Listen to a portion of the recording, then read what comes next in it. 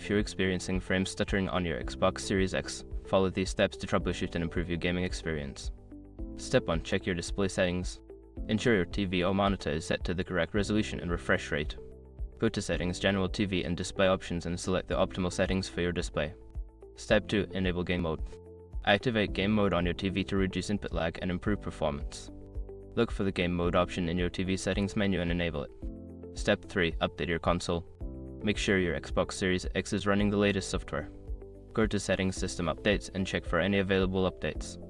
Install them if necessary. Step 4. Clear cache.